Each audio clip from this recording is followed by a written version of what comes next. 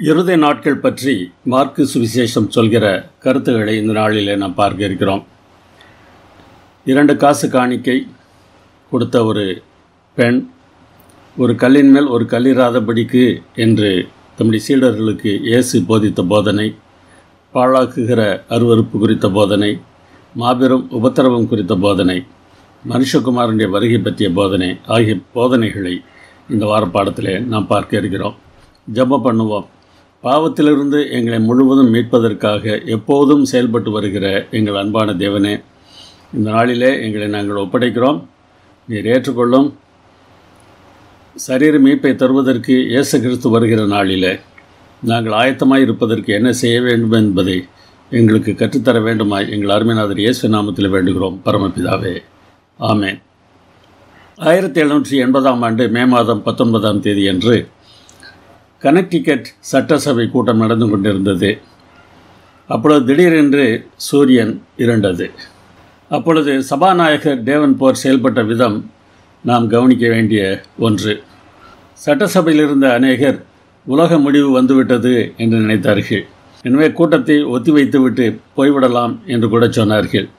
அப்பொழுது சபாநாயகர் டேவன்போர்ட் என்ன சொன்னார் என்றால், ஒன்று உலகம் இன்று அழிந்து போகும் அல்லது அழியாது. அழியாது என்றால் நாம் நமது கூட்டத்தை தொடரலாம். நான் என் கடமையை செய்து கொண்டிருக்க விரும்புகிறேன். இயேசுவானவர் வருவார் என்றால் அந்த சமயத்தில் கடமை தவறாத ஒரு வேலைக்காரனாக இருப்பதற்கு நான் ஆசைப்படுகிறேன் என்று சொன்னாராம். இன்றைக்கு பக்தியுள்ள கிறிஸ்தவர்கள் அறிந்திருக்கிற வேண்டிய ஒரு உண்மை, தேவன் வருகிறார் என்று நாம் சும்மா உட்கார்ந்து ஜெபித்து கொண்டிருப்பதல்ல, நாம் நம்முடைய கடமையை செய்து கொண்டிருப்பதைத்தான் அவர் விரும்புகிறார். அவருடைய வருகையின் போது என்ன நடக்கும் என்பது பற்றி இயேசு சொன்னபோது, வயலில் 2 பேர் உழைத்து கொண்டிருந்ததாகவும் அதில் ஒருவர் மீட்கப்பட்டதாகவும் சொன்னார். இயந்திரம் அரைத்து கொண்டிருந்த 2 பெண்களிலே ஒரு பெண் மீட்கப்பட்டதாக சொன்னார். படுக்கையில் தூங்கி கொண்டிருந்த 2 பேரிலே ஒருவர் மீட்கப்பட்டதாக சொன்னார். என மீட்கப்படுகிறவர்கள் அவரவர் வேலையை செய்து கொண்டிருக்கிறார்கள். எனவே 2ஆம் வருகையை பற்றி நாம் யோசிக்கிற இந்த சமயத்தில் நாம் நம்முடைய கடமை என்ன, அதை செய்கிறோமா என்பதை யோசிக்க வேண்டியது மிகவும் அவசியமாக இருக்கிறது. ஒரு நாள் இயேசுவானவர் ஆலயத்தில் காணிக்கை பெட்டிக்கு எதிராக உட்கார்ந்திருந்தார். அப்பொழுது 2 காசு காணிக்கை போட்ட ஒரு பெண்ணை பார்க்கிறார். அநேகர் அதிகமாக போட்டார்கள். ஆனால் இந்த 2 காசு போட்ட பெண்ணானவள் இயேசுவின் கவனத்தை கவர்ந்தாள். ஒரு துட்டுக்கு சரியான 2 காசை போட்டாள் என்று மார்க்கு சொல்லுகிறார். அப்பொழுது அவர் தம்முடைய சீசரை கூப்பிட்டு, இந்த காணிக்கை பெட்டியில் பணம் போடுகிற எல்லாரையும் பார்க்கலாம் இந்த ஏழை விதவை அதிகமாய் போட்டாள் என்று சொன்னார். அநேகர் அதிகம் போட்டார்கள். ஆனால் அவர்கள் போட்டதை விட இவள் போட்ட அந்த ஒரு துட்டு அதிகம் என்று சொல்கிறார். அது எப்படி அதிகமாக இருக்கும்? அதற்கு அவர் காரணம் சொல்கிறார். அவர்கள் எல்லாரும் தங்கள் பரிபூரணத்திலிருந்து எடுத்து போட்டார்கள். இப்படி வைத்துக்கொள்வோமே, 1,00,000 ரூபாய் இருக்கிறவர் 100 ரூபாய் போடுகிறார். இவ்வளோ தன் வறுமையிலிருந்து தன் ஜீவனத்துக்கு உண்டாயிருந்ததெல்லாம் போட்டுவிட்டாள் என்று சொல்கிறார். அவள் கையில் இருந்தது 50 பைசா. அந்த 50 பைசாவையும் அவள் போட்டு விடுகிறாள். எனவே பணக்காரர்கள் நிறைய போடுவதை விட ஏழைகள் போடுகிற கொஞ்சம் மிகவும் முக்கியமானதாக தேவனால் பார்க்கப்படுகிறது.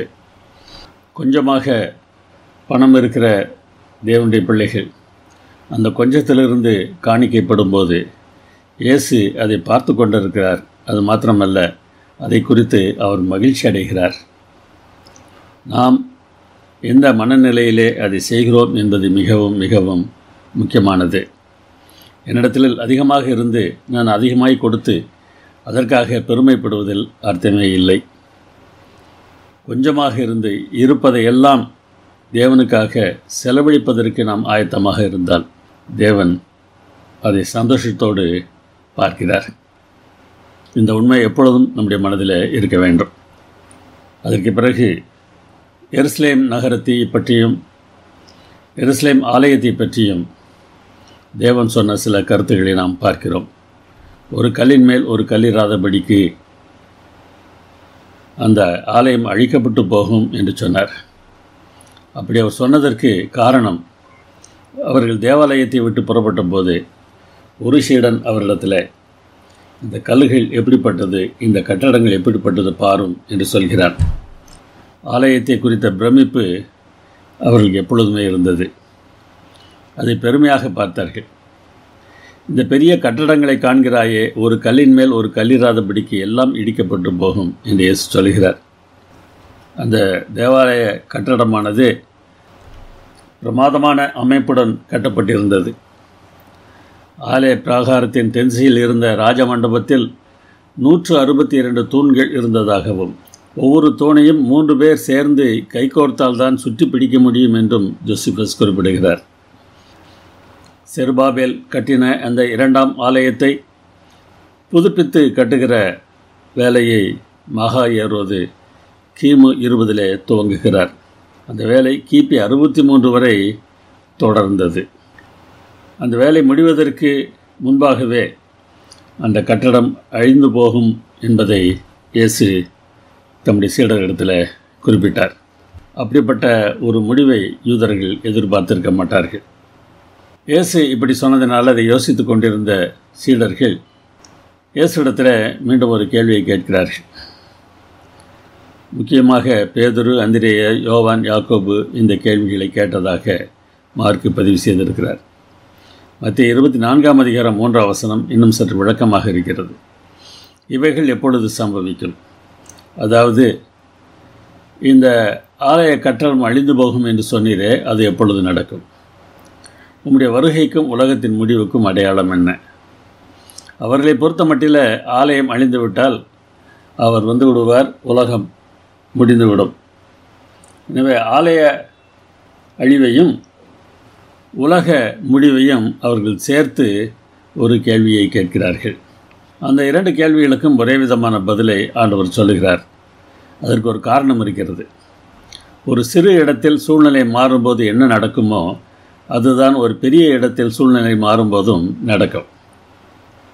எடுத்துக்காட்டாக சோதோமை எடுத்துக்கொள்ளுங்கள்.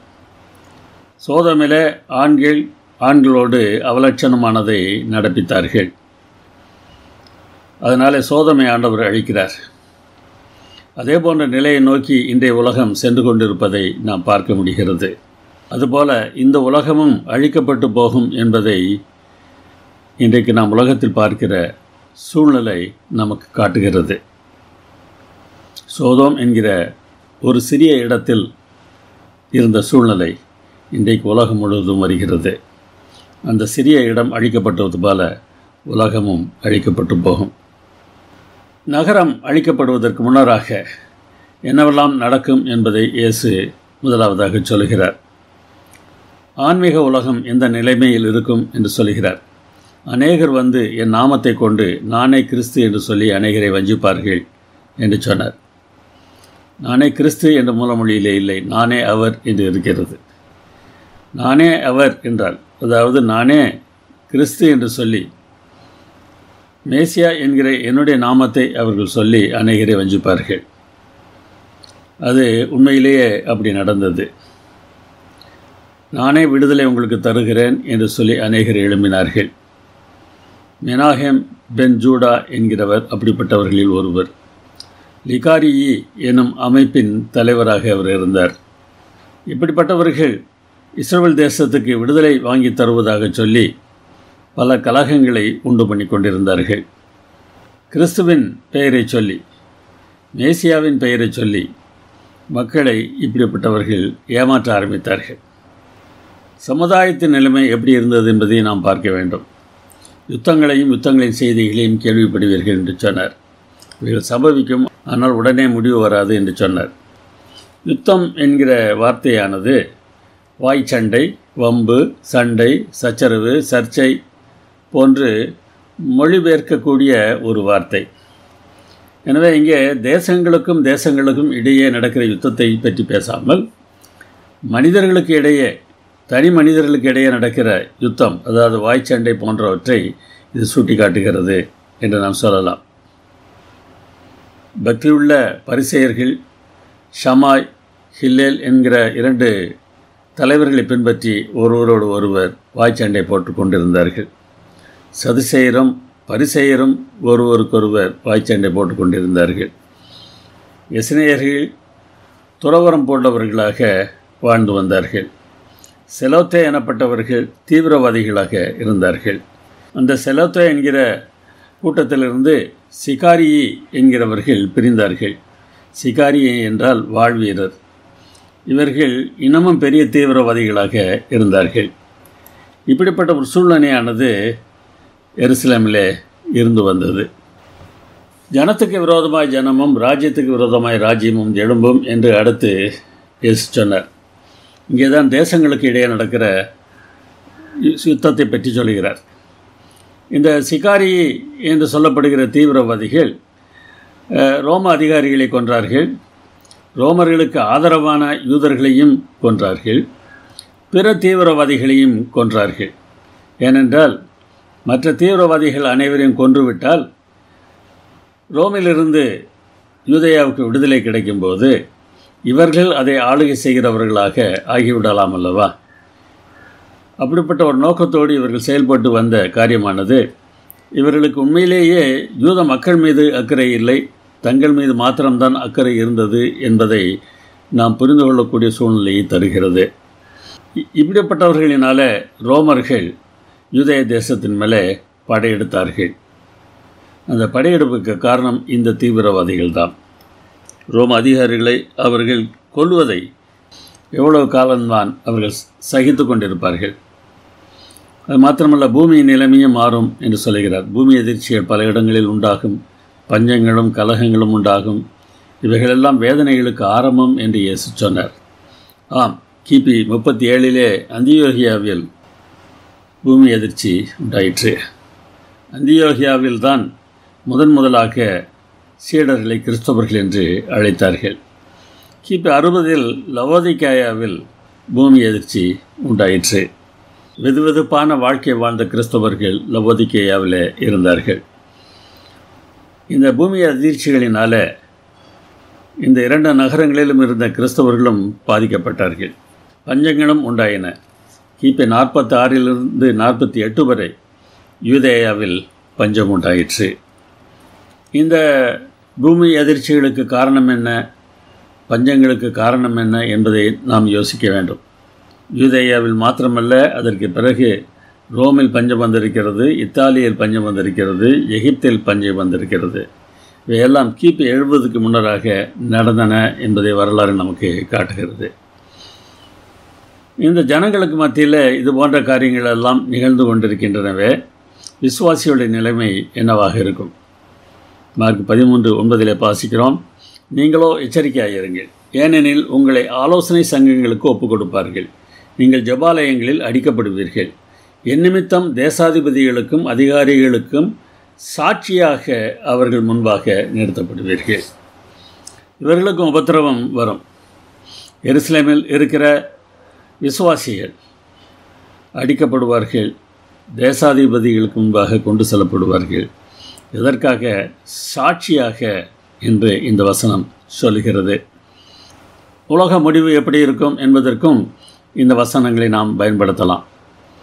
எருசலேம் என்ற அந்த நகரத்தில் இருந்த அந்த சூழ்நிலை உலகம் முழுவதும் பரவும் போது, உலகம் முழுவதும் அதே சூழ்நிலை நிலவும் போது உலக முடிவு வரும்.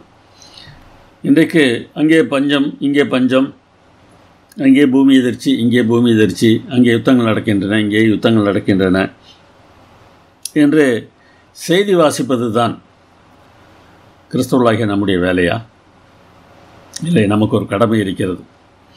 இவையெல்லாம் இப்படி இருந்தாலும் அவருடைய பிள்ளைகள் என்ன செய்ய வேண்டும் என்பதை 10ஆம் வசனத்தில் இயேசு சொல்லியிருக்கிறார். சகல ஜாதிகளுக்கும் சுவிசேஷம் முந்தி பிரசங்கிக்கப்பட வேண்டும். இதெல்லாம் இருந்தாலும் எல்லா மக்களுக்கும் சுவிசேஷம் சொல்ல வேண்டிய கடமை கிறிஸ்தவர்களுக்கு இருக்கிறது. முந்தி என்கிற வார்த்தையை காலத்தில் முந்தி என்று சொல்லலாம், இடத்தில் முந்தி என்று சொல்லலாம், முக்கியத்துவத்தில் முந்தி என்று சொல்லலாம். சுவிசேஷத்தை அறிவிக்கிற வேலைதான் முக்கியத்துவத்தில் முதலாவது வேலை. உலகமெல்லாம் இப்படி இருக்கிறது என்றால் அதை மாற்றுவதற்கு இந்த சுவிசேஷத்தை அறிவித்தல் அவசியமாக இருக்கிறது. சுவிசேஷம் என்பது என்ன என்பதை நாம் தெளிவாக அறிந்திருக்க வேண்டும்.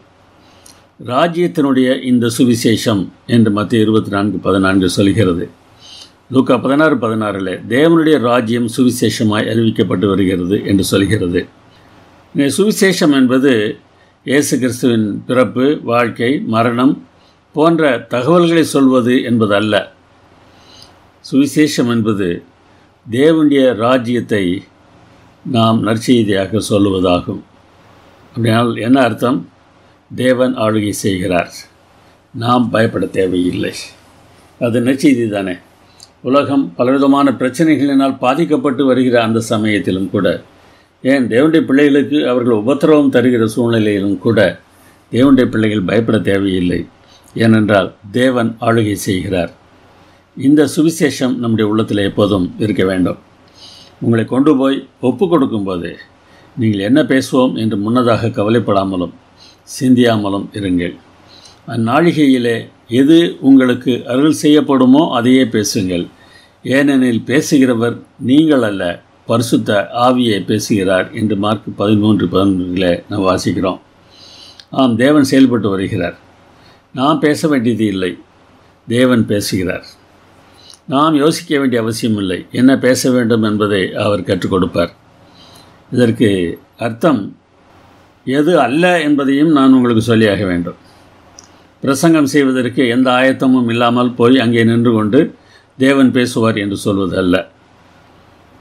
நீங்கள் நியாய சங்கத்திற்கு முன்பாக நிறுத்தப்படும் போது அங்கே என்ன சொல்ல வேண்டும் என்று நீங்கள் முன்பாக யோசிக்க வேண்டிய அவசியம் இல்லை. அங்கே தேவன் பேசுகிறார். அதற்காக பிரசங்கத்திற்கு எந்த ஆயத்தமும் செய்யாமல் ஆவியானவர் பேசுவார் என்று நாம் பேசிக்கொண்டிருப்பது அல்ல. தேவன் செயல்படுகிறார் என்பது நமக்கு சந்தோஷத்தை தர வேண்டும். சகோதரன் சகோதரனை காட்டி கொடுக்கலாம், தகப்பன் பிள்ளையை காட்டி கொடுக்கலாம், பெற்றார் பிள்ளைகளை காட்டி கொடுக்கலாம். அவர்களை கொலை செய்வார்கள் என்ற வசனம் சொல்கிறது. எல்லோரும் பகைப்பார்கள் என்று சொல்லப்படுகிறது.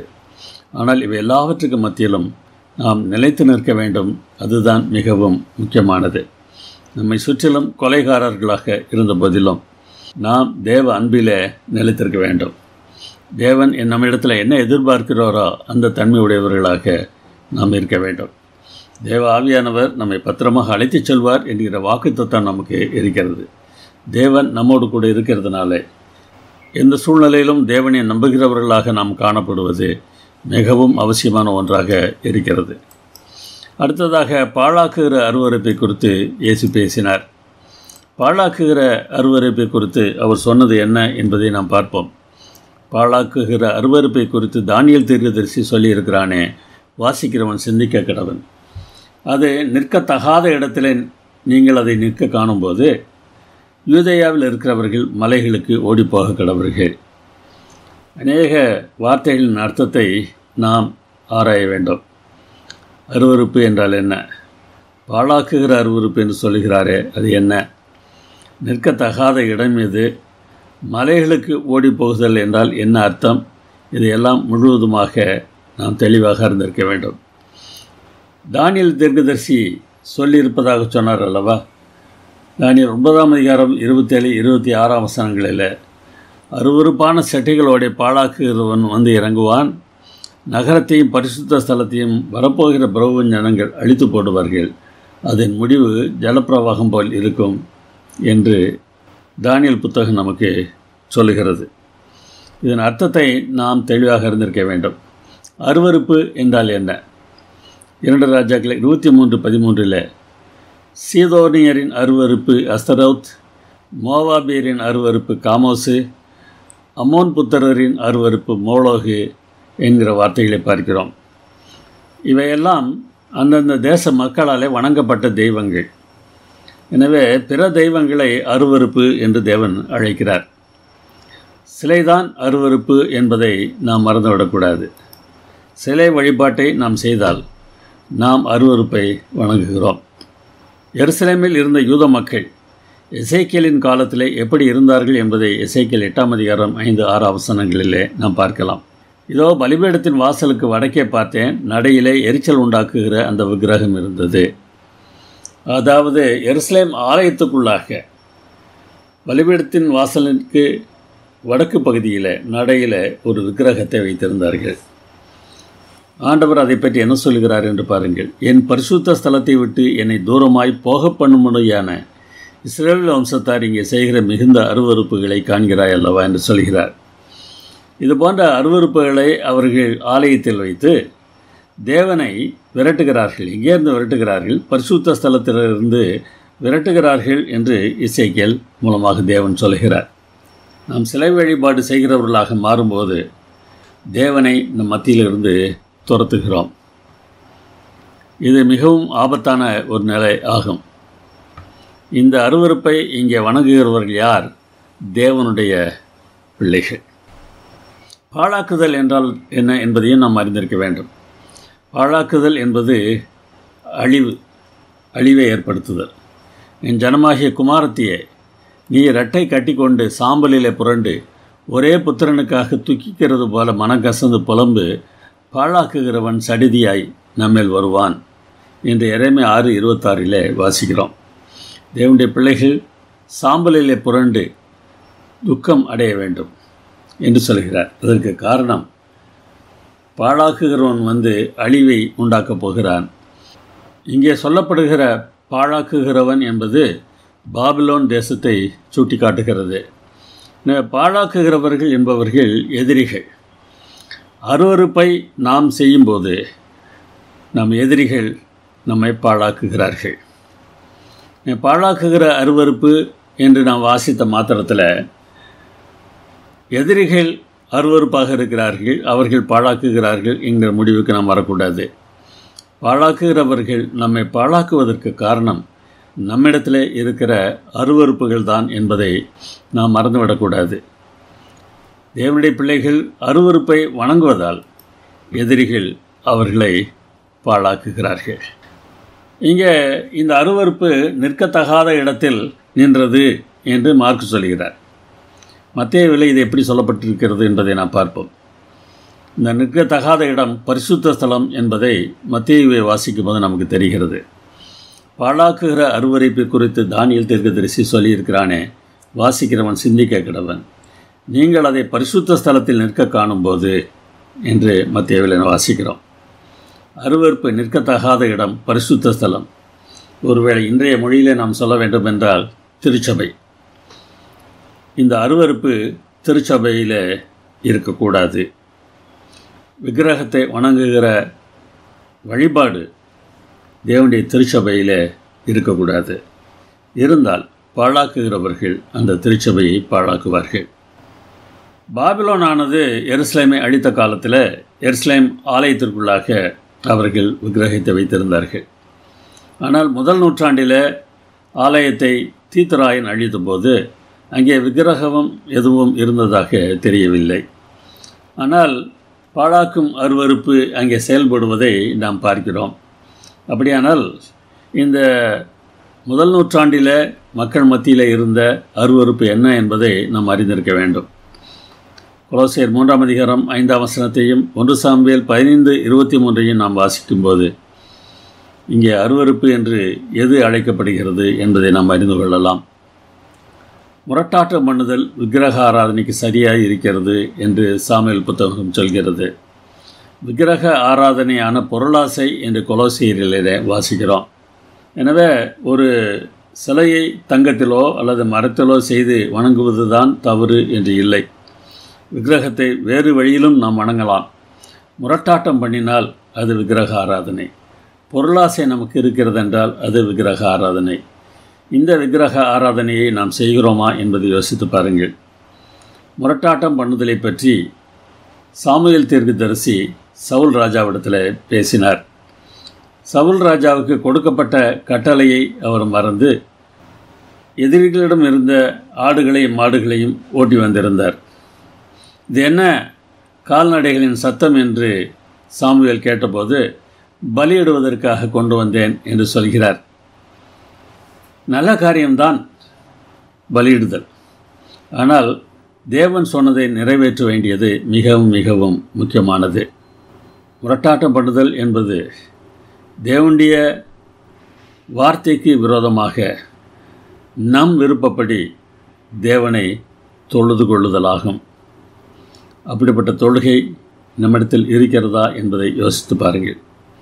பொருளாசை நம்மிடத்தில் இருக்கிறதா என்று யோசித்து பாருங்கள்.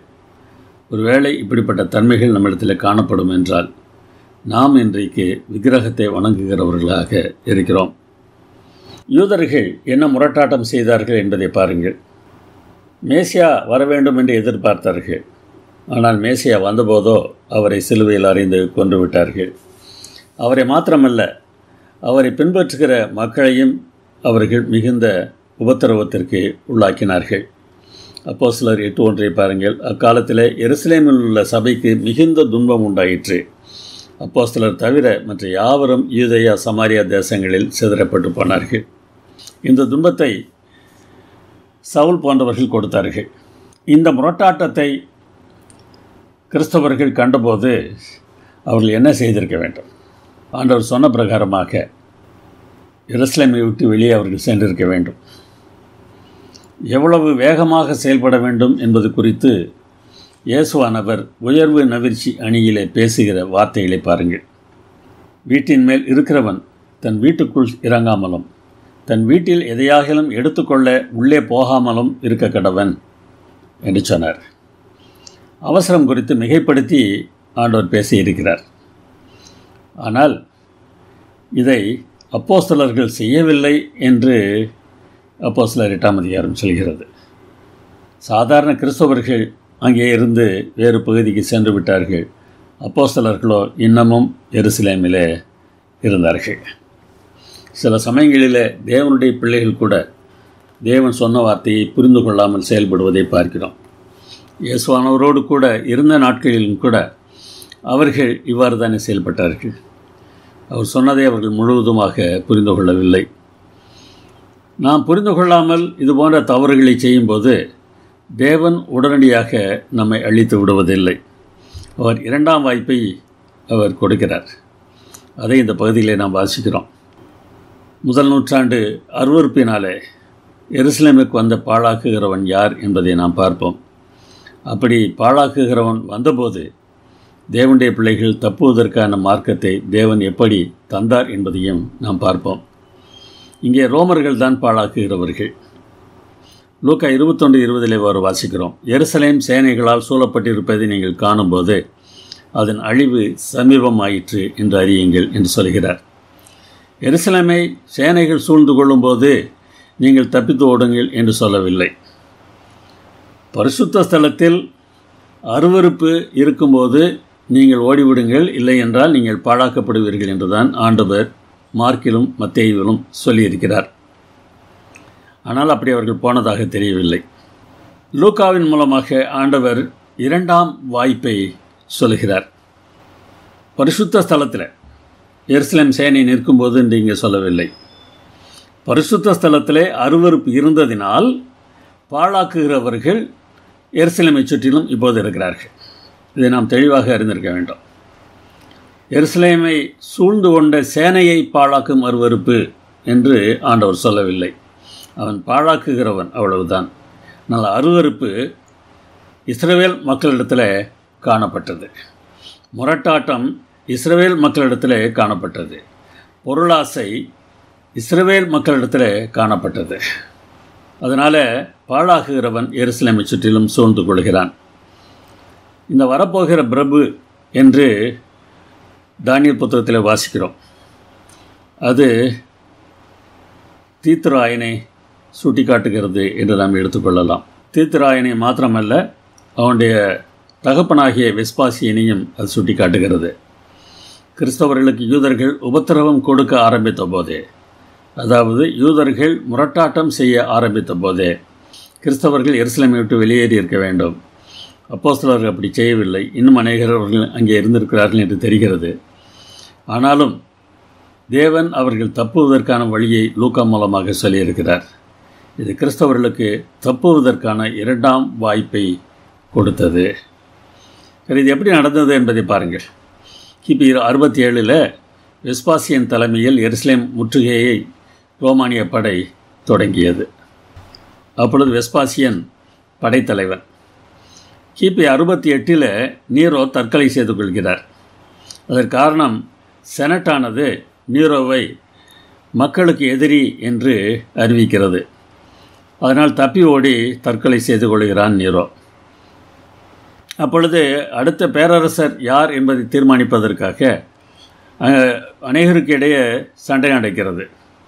இந்த சூழ்நிலையில் வெஸ்பாசியன் ரோமுக்கு செல்கிறார். வெஸ்பாசியனுடைய படையானது வெஸ்பாசியனுக்கு ஆதரவாக அங்கே செயல்பட்டதினால வெஸ்பாசியன் அடுத்த பேரரசர் ஆகிறார். இதற்கிடையில் அந்த ஒரு ஆண்டை 4 பேரரசர்களின் காலம் என்று சொல்கிறார்கள். சரி, அந்த விளக்கங்கள் நமக்கு தேவையில்லை. ஆனால் இப்பொழுது முக்கியமான ஒன்று இங்கே நாம் கவனிக்க வேண்டும். வெஸ்பாசியன் ரோமுக்கு சென்ற சமயத்தில் எருசலேமில் இருந்த ரோம படை முற்றுகையை நீக்கி சற்று தூரம் சென்றது. லூக்காவின் மூலமாக சொல்லியிருந்ததை அறிந்திருந்த கிறிஸ்தவர்கள் இந்த படை சற்று தள்ளி சென்று முற்றுகை நீக்கிய போது எருசலேம் நகரத்திலிருந்து தப்பி ஓடுகிறார்கள்.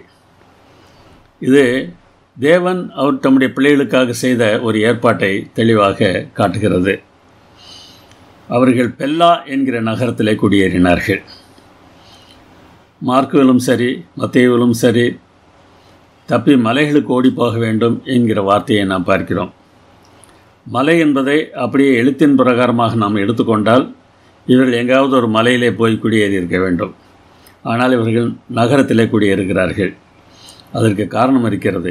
மலை என்பது ஒரு பாதுகாப்பான இடம். பெல்லா என்கிற நகரமானது புறஜாதியார் அநேகர் குடியிருந்த இடம். இவர்களுக்கு யூதர்களை பிடிக்காது. எனவே யூதர்களுக்கு பிடிக்காத கிறிஸ்தவர்கள் அந்த நகரத்தில் குடியேறிய போது அவர்கள் ஒரு மலையைப் போல அவர்களுக்கு பாதுகாப்பாக இருந்தார்கள். இந்த வார்த்தைகளின் அர்த்தத்தை நாம் தெளிவாக அறிந்திருந்தோம் என்றால் தவறான முடிவுகளுக்கு நாம் செல்லாமல் இருப்பதற்கு அது உதவி செய்யும். இப்போ 69 தீத்து அந்த முற்றுகையை மேற்கொள்கிறார். தீத்து என்பவர் வெஸ்பாசியனுடைய மகன். 70ஆம் ஆண்டில் ஏப்ரல் மே மாதத்தில் எருசலேமின் மதில்களை உடைத்து நகரத்தை கைப்பற்றுகிறார். மே மாதம் 30ஆம் தேதி எருசலேம் ஆலயத்தை ரோமானிய படைகள் அழிக்கின்றன. பின்னர் நகரமும் அழிக்கப்பட்டது. இந்த பிரச்சனைக்கு காரணமான தீவிரவாதிகள் எருசலேமில் இருந்து தப்பித்து மசாதா என்கிற ஒரு நகரத்தில் குடியேறினார்கள். அந்த நகரத்தையும் கிபி 73 ரோம படை அழித்து விடுகிறது. கிறிஸ்தவர்கள் தப்புவதற்கான ஏற்பாட்டை தேவன் எவ்வளோ அழகாக செய்திருக்கிறார் என்பதை பாருங்கள். தேவனை நம்புகிறவர்கள் தேவன் சொற்படி செயல்பட்டால் ஆபத்தை பார்த்து பயப்பட வேண்டிய அவசியம் இல்லவே இல்லை. நீங்கள் சொல்லுவோமா, தேவன் நல்லவர், எல்லா காலங்களிலும் எல்லா சூழ்நிலைகளிலும் என்ன நேரிட்டாலும் தேவன் நல்லவர், நான் அதற்கு சாட்சி. ஒரு மாபெரும் உபத்திரவத்தை குறித்தும் இந்த பகுதி சொல்வதை நாம் பார்க்க முடிகிறது. எருசலேம் நகர அழிவை பற்றி அவர்கள் பேசியபோது உலக முடிவுக்கான அடையாளத்தையும் கேட்டார்கள். எருசலேம் அழிவை பற்றியோ உலக அழிவை பற்றியோ தேவன் அதிக அக்கறை காட்டவில்லை. எருசலேம் அழிக்கப்படுகிற சமயத்திலும் சரி, உலகத்திற்கு வரக்கூடிய உபத்திரவத்தின் சமயத்திலும் சரி, தேவனுடைய பிள்ளைகள் எப்படி செயல்பட வேண்டும் என்பதைத்தான் இயேசு அக்கறையோடு சுட்டி காட்டுகிறார். எந்த சூழ்நிலையிலும் நாம் பயப்பட தேவையில்லை என்பதை அவர் சுட்டி காட்டுகிறார். கிறிஸ்தவ சபைக்குள்ளும் பாழாக்குகிற அருவருப்பு வந்துவிட்டது. அதை பற்றி தானியேல் 11:31 பார்க்கிறோம். ஆனாலும் அவனிடத்திலிருந்து புறப்பட்ட சேனைகள் எழும்பி அரணான பரிசுத்த ஸ்தலத்தை பரிசுத்த குலைச்சலாக்கி அன்றாட பலியை நீக்கி பாழாக்கும் அருவருப்பை அங்கே வைப்பார்கள். தானியேல் 8ஆம் அதிகாரத்திலும் இதை குறித்து நாம் பார்க்கலாம். இது ரோம படையினால் எருசலேம் அழிக்கப்பட்ட போது நடந்த சம்பவம் இல்லை. அதற்கு அநேக ஆண்டுகள் கழித்து நடந்த ஒரு சம்பவம். இந்த தீர்க்க தரிசன விவரங்களை எல்லாம் சுருக்கமாக நாம் இங்கே பார்க்க இயலாது. ஆனால் ஒன்றை மாத்திரம் நாம் பார்க்க வேண்டும். அன்றாட பலி என்பது அன்றாடம் என்று மொழிபெயர்த்திருக்க வேண்டும். ஆலய ஆராதனையில் அன்றாடம் நடந்த சடங்குகள் எதை சுட்டி காட்டினவோ அதை கிறிஸ்தவர்கள் மாற்ற ஆரம்பித்தார்கள். தேவனோடு அனுதினமும் உள்ள நேரடி தொடர்பை அவர்கள் நீக்க ஆரம்பித்தார்கள். ஊழியம் செய்கிறோம் என்று சொன்னவர்கள் எங்களிடத்தில் நீங்கள் வாருங்கள், உங்களுக்காக நாங்கள் ஜெபிக்கிறோம் என்று சொல்ல ஆரம்பித்தார்கள். இன்றைக்கு நடக்கிறது போல தெரிகிறதா உங்களுக்கு? எங்களுக்கு காசு கொடுங்கள், நாங்கள் உங்களுக்காக ஜெபிக்கிறோம் என்று சொல்லுகிற கூட்டம் எந்த அளவுக்கு இன்றைக்கு பெருகி இருக்கிறது என்பதை யோசித்து பாருங்கள். காசு கேட்காத மக்கள் கூட ஏதேனும் உங்களுக்கு பிரச்சனை என்றால் எங்களிடத்தில் சொல்லுங்கள், நாங்கள் உங்களுக்காக ஜெபிக்கிறோம் என்று செயல்படுகிறதை நாம் பார்க்கிறோம். தேவனுடைய இடத்தை எடுத்துக்கொள்வதற்கு நாம் பார்க்கிறோம். நாம் யாராக இருந்தாலும் தேவனுடைய பிள்ளைகளை நம்மிடத்தில் நாம் ஈர்க்க முயற்சி செய்யக்கூடாது. தேவன் நாம் இல்லை. தேவன் மாத்திரம் தேவனாக இருக்கட்டும். நான் உங்களுக்காக ஜெபிக்கிறேன், நான் உங்களை பார்த்து கொள்கிறேன், உன்னுடைய பிரச்சனை எதுவாக இருந்தாலும் என்னிடத்தில் சொல்லு என்று சொல்லுகிற தன்மை நமக்கு மாற வேண்டும். நாம் மற்றவர்களுக்காக ஜெபிக்க வேண்டும், நான் இல்லை என்று சொல்லவில்லை. ஆனால் நீ ஜெபிக்க வேண்டாம், நீ ஒன்றும் செய்ய வேண்டாம், நான் பார்த்து கொள்கிறேன் என்று சொல்லுகிற தன்மையானது அருவருப்பை உண்டாக்குகிற தன்மையாக இருக்கிறது. விக்கிரக ஆராதனையை கொண்டு வருகிற தன்மையாக இருக்கிறது. முரட்டாட்டமாக இருக்கிறது. தேவனை நேரடியாக நாம் சந்திக்கலாம் என்பது தான் உண்மை. சில சமயங்களில் பழைய ஏற்பாட்டு காலத்தில் ஆசாரியர்கள் மூலமாக மக்கள் சென்றார்கள் என்று சொல்லுகிறார்கள். என்னால் அப்படி சொல்ல முடியவில்லை. பழைய ஏற்பாட்டு காலத்திலும் தேவனுடைய பிள்ளைகளிடத்தில் தேவன் பேசியிருக்கிறார். அதற்கு ஆசாரியன் அவசியமில்லை. ஆசாரியன் இல்லாமல் தேவன் எல்லா காலங்களிலும் தேவனுடைய பிள்ளைகளுடைய மனதிலே பேசிக்கொண்டு தான் வருகிறார். ஆபிரகாமாக இருக்கட்டும், ஈசாக்காக இருக்கட்டும், யாக்கோபாக இருக்கட்டும், அவர்களிடத்தெல்லாம் ஆசாரியன் மூலமாகத்தான் ஆண்டவர் செய்தாரா? ஆசாரியர்களுக்கு என்று ஒரு கடமை இருந்தது, அது இல்லை என்று சொல்லவில்லை. ஆனால் தேவனுக்கும் மனிதனுக்கும் இருக்கக்கூடிய நேரடி தொடர்பை நீக்குகிற எதுவும் விக்கிரக ஆராதனையாகத்தான் இருக்கிறது. மனிதர்கள் மூலம் ஜெபிக்க சொல்கிற தன்மை, அது மாத்திரமல்ல தன்னுடைய கையை நம்புகிற தன்மை. அதாவது எனக்கு திறமை இருக்கிறது, எனக்கு ஆட்கள் இருக்கிறார்கள், எனக்கு பலம் இருக்கிறது, எனக்கு பணம் இருக்கிறது என்று பல சமயங்களில் நாம் செயல்பட ஆரம்பித்து விடுகிறோம் அல்லவா? ஒன்றுமில்லாமல் இருக்கும்போது மிகவும் பக்தியாக தேவனை நம்பி வாழ்கிற பிள்ளைகள் கொஞ்சம் பணம் கிடைத்த மாத்திரத்தில் என்ன செய்ய ஆரம்பித்து விடுகிறார்கள் என்பதை யோசித்து பாருங்கள். இந்த தன் கையை நம்புகிற இந்த தன்மையெல்லாம் நம்மை விட்டு போக வேண்டும். இப்படிப்பட்ட தன்மை கிறிஸ்தவ மக்களிடத்தில் பெருகிய போது என்ன நடந்தது என்பதை பாருங்கள். தேவன் உலகத்தை சிருஷ்டித்தது முதல் இதுவரைக்கும் சம்பவித்திராததும் இனிமேலும் சம்பவியாததுமான மிகுந்த உபத்திரவம் அந்நாட்களிலே உண்டாயிருக்கும். இந்த உபத்திரவமானது கிபி 538 முதல் கிபி 1798 வரை இருக்கும் என்று தீர்க்க தரிசனம் சொல்லப்பட்டது. ஒரு காலமும் காலங்களும் அரை காலமும். இந்த உபத்திரவத்தை பற்றி பேசும்போதெல்லாம் நாம் என்ன செய்கிறோம்? இன்னார் இன்னார் இந்த உபத்திரவத்தை கொடுத்தார்கள் என்பதை பற்றி பேசுகிறோம். ஆனால் இந்த உபத்திரவத்திற்கு காரணம் யார் என்பதை நாம் மறந்து விடுகிறோம். நாம் ஏற்கனவே பார்த்தோம், தேவனுடைய பிள்ளைகள் அருவருப்பை வணங்கினார்கள், பாழாக்குகிறவன் வந்து பாழாக்கினான். இந்த ஒரு காலமும் காலங்களும் அரை காலமும் செல்லும் என்று சொல்லப்பட்டிருப்பது கூட இந்த காலத்தில் இன்னொன்று நடக்கும் என்பதையும் தானியேல் 12:7 நாம் வாசிக்கிறோம்.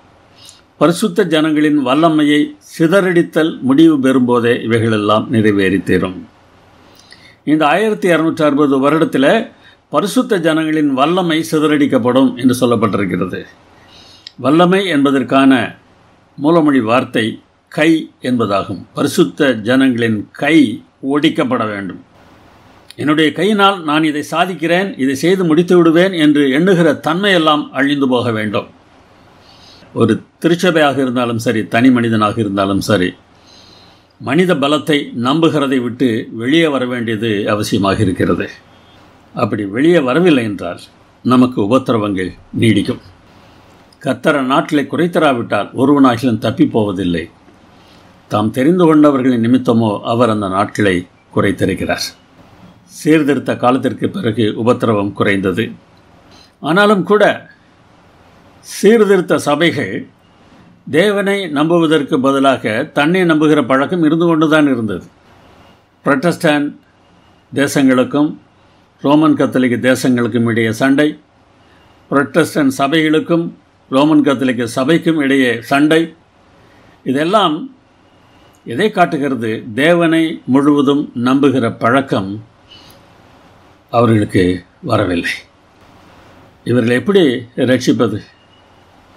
தேவனை முழுவதுமாக அவர்கள் நம்பாவிட்டாலும் அவருக்காக அவர்கள் சாவதற்கு ஆயத்தமாக இருந்தார்கள். விசாரணையின் போது தேவதூதர்கள் இதை மனதில் வைத்து நம்மை ஏற்றுக்கொள்வதற்கு ஆயத்தமாக இருப்பார்கள் என்று எண்ணுகிறேன். அதற்காக சாவதற்கும் ஆண்டவர் அனுமதிக்கிறார். அப்போஸ்தலர்களுடைய நடவடிக்கைகளில் நாம் பார்க்கும்போது தானே அந்த காலத்து பெரிய கிறிஸ்தவ தலைவர்களே ஒருவரை ஒருவர் நேசிக்காதவர்களாக இருந்திருக்கிறார்கள். பவுல் பணம் கொண்டு வந்தபோது அந்த பணத்தை பெறுவதற்கு எருசலேமில் இருந்த கிறிஸ்தவ தலைவர்கள் ஆயத்தமாக இருந்தார்கள். ஆனால் அவரை ஏற்றுக்கொள்வதற்கு ஆயத்தமாக இல்லை. இது எவ்வளவு வேதனையான ஒரு காரியம் என்பதை நாம் பார்க்க வேண்டும்.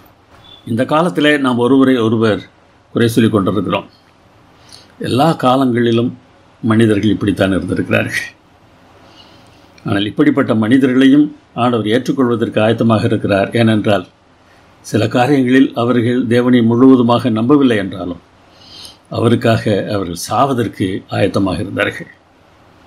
நம் கைகளை நம்புகிற செயலை நாம் குறைக்காமல் இருக்கிற சமயங்களில் நேபுகாத்நேச்சாருக்கு செய்தது போல நமக்கும் செய்து நம்மை மாற்ற தேவன் முயற்சி செய்கிறார். அந்த முயற்சியைத்தான் இந்த உபத்திரவங்களிலே பார்க்கிறோம். எந்த காலமாக இருந்தாலும் சரி, உங்களை காப்பாற்றுவதற்கு ஒரு கிறிஸ்து இருக்கிறார் என்று ஏதாவது ஒரு மனிதனை சுட்டிக்காட்டி இங்கே வாருங்கள் அங்கே வாருங்கள் என்று சொன்னால் தயவு செய்து அங்கே போகாதீர்கள். நீங்கள் இருக்கிற இடத்திலேயே தேவனை தேடுங்கள். இந்த ஏமாற்று மேசியாக்கள் நமக்கு தேவையில்லை. போதகர்களை மேசியாவாக பார்க்காதீர்கள். பிரசங்கம் பண்ணுகிற என்னை உங்கள் இரட்சகராக பார்க்காதீர்கள். நான் வெறும் குப்பை. நான் சொல்லுகிற இயேசுதான் பெரியவர். அவரை நம்புங்கள், அவரை சார்ந்திருங்கள். நீங்கள் யாராக இருந்தாலும், அவ்வளோ தூரம் வேதாகமம் தெரியாதவர்களாக இருந்தாலும் இயேசுவை நம்புங்கள். இயேசு உங்களை கைவிட மாட்டார். எந்த மனிதனையும் மேசியாவாக பார்க்காதிருங்கள். மேசியா மட்டுமே மேசியாவாக இருக்கட்டும். மனுஷகுமாரனுடைய வருகையின் காலத்தில் நாம் இருக்கிறோம். மிகுந்த வல்லமையோடும் மகிமையோடும் மேகங்கள் மேல் அவர் வருகிறதை நாம் பார்க்க போகிறோம். அப்பொழுது தம்முடைய தூதரை அனுப்பி தாம் தெரிந்து கொண்டவர்களை பூமியின் கடைமுனை மட்டும் தேடி பிடித்து எல்லோரையும் ஒன்றாக சேர்ப்பார்கள். இவைகளெல்லாம் சம்பவிக்கும் முன்னே இந்த சந்ததி ஒழிந்து போகாது என்று மெய்யாகவே உங்களுக்கு சொல்லுகிறேன் என்று சொல்கிறார். எந்த சந்ததி ஒழிந்து போகாது? எத்தனை உபத்திரவம் வந்தாலும், எத்தனை கஷ்டங்கள் வந்தாலும், எவ்வளோ பிரச்சனைகள் வந்தாலும் இந்த சந்ததி ஒழிந்து போகாது. எந்த சந்ததி? தேவனால் தெரிந்து கொள்ளப்பட்ட சந்ததி. இந்த சந்ததி என்று சொல்லப்படுகிற அந்த வசனத்திற்கு முன்னராக தேவனால் தெரிந்து கொண்டவர்களை பற்றித்தான் வேதாகமம் பேசுகிறது. இந்த சந்ததி யார் என்று தெரிந்து கொள்வதற்கு வேறு எங்கும் ஓட தேவையில்லை. மார்க் 13:30 முன்னராக யாரை பற்றி பேசியிருக்கிறது என்று பாருங்கள். தேவனால் தெரிந்து கொள்ளப்பட்டவர்கள். கடைசி வரைக்கும் தேவனால் தெரிந்து கொள்ளப்பட்டவர்கள் இருப்பார்கள். எத்தனை பேர் ஏமாற்றினாலும், எத்தனை பேர் உபத்திரவம் கொடுத்தாலும் தெரிந்து கொள்ளப்பட்டவர்கள் இருப்பார்கள்.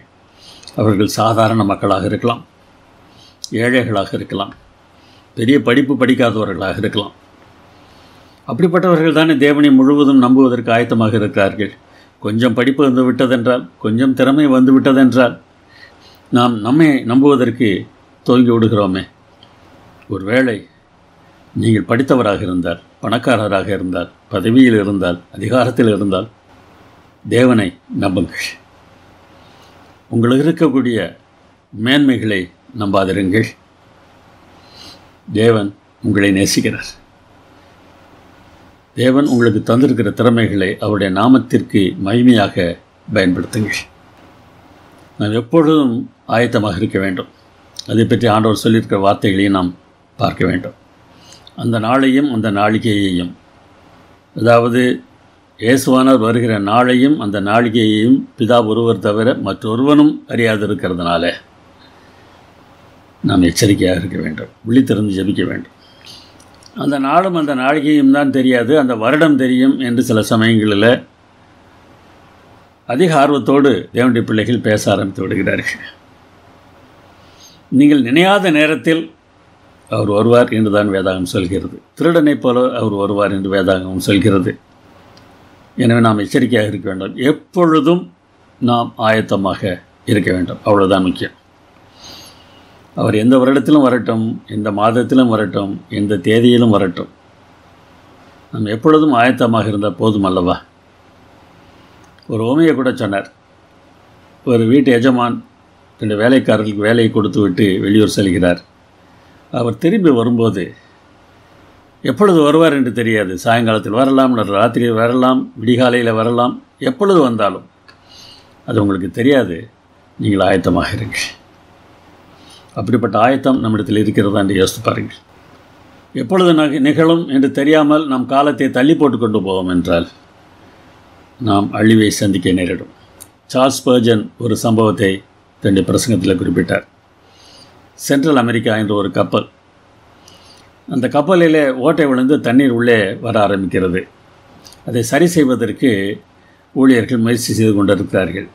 அந்த சமயத்தில் அபாய கொடி ஒன்றை அவர்கள் ஏற்றுகிறார்கள். அபாய கொடியை பார்த்து ஒரு கப்பல் அருகே வருகிறது. நாங்கள் என்ன செய்ய வேண்டும் என்று அவர்கள் கருவியின் மூலமாக சத்தமாக கேட்கிறார்கள். இந்த மூழ்கி கொண்டிருக்கிற கப்பலிலிருந்து விடியும் வரை காத்திருங்கள் என்று பதில் சொல்லப்படுகிறது. உடனடியாக உதவி செய்ய வந்த கப்பலானது, பயணிகளை மட்டும் அனுப்பி வையுங்கள், நாங்கள் எங்கள் கப்பலில் ஏற்றுக்கொள்கிறோம் என்று கேட்டார்கள். இல்லை இல்லை, விடியும் வரை காத்திருங்கள் என்று மூழ்கி கொண்டிருக்கிற கப்பல் பதில் சொன்னது. மீண்டுமாக பயணிகளை மட்டும் அனுப்புங்கள் என்று அடுத்த கப்பலில் இருந்து கூப்பிட்டார்கள். விடியும் வரை காத்திருங்கள் என்கிற அதே பதில் சொல்லப்பட்டது. பயணிகளை மட்டும் அனுப்புங்கள் என்று மறுபடியும் கேட்டார்கள். விடியும் வரை காத்திருங்கள் என்று சொன்னார்கள். 1.5 மணி நேரம் கழித்து சென்ட்ரல் அமெரிக்கா என்கிற அந்த கப்பல் மூழ்கிவிட்டது. பயணிகளும் மாலுமிகளும் எல்லோரும் சேர்ந்து அழிந்து போனார்கள். நாம் தப்புவதற்கு விடியும் வரை காத்திருக்க வேண்டிய அவசியமில்லை. இப்பொழுதே நீங்கள் யாராக இருந்தாலும் தேவனை நம்புவதற்கு உங்களை ஒப்படையுங்கள். தேவனால் உங்களை விடுதலை ஆக்க முடியாது என்கிற எந்த சூழ்நிலையும் கிடையாது. நீங்கள் தப்புவதற்காக உங்கள் கைகளை நம்புவதை விட்டுவிட்டு தேவனை நம்ப பழகுங்கள். விடியும் வரை காத்திராதீர்கள். அவர்கள் ஏன் விடியும் வரை காத்திருக்க சொன்னார்கள்? அதற்குள்ளாக ஓட்டையை அடைத்து விடலாம் என்று தான் நினைத்தார்கள். ஆனால் எல்லோரும் அழிந்து போனார்கள். நீங்கள் காத்திருக்க வேண்டாம். இப்பொழுதே அவரை கூப்பிடுங்க. உதவி செய்வதற்கு ஒரு ஆயத்தமாக இருக்கிறார். ஜெபம் பண்ணுவோம். எங்கள் நலப்பிதாவே, எங்கள் கைகளை நாங்கள் நம்பாமல் உம்மை நம்புவதற்கு எங்களுக்கு உதவி செய்யும். எங்கள் கைகளை நம்புதல் முரட்டாட்டம் பண்ணுவதற்கு சமமாக இருக்கிறது. அந்த முரட்டாட்டத்தை விட்டு வெளியே வர, அந்த விக்கிரக ஆராதனையை விட்டு வெளியே வர, எங்களையே விக்கிரகமாக நாங்கள் பார்க்கிற தன்மையை விட்டு நாங்கள் வெளியே வர நீர் எங்களுக்கு உதவி செய்ய வேண்டுமாய் எங்கள் அருமைநாதர் இயேசுவின் நாமத்தில் வேண்டுகிறோம் பரமபிதாவே. ஆமென்.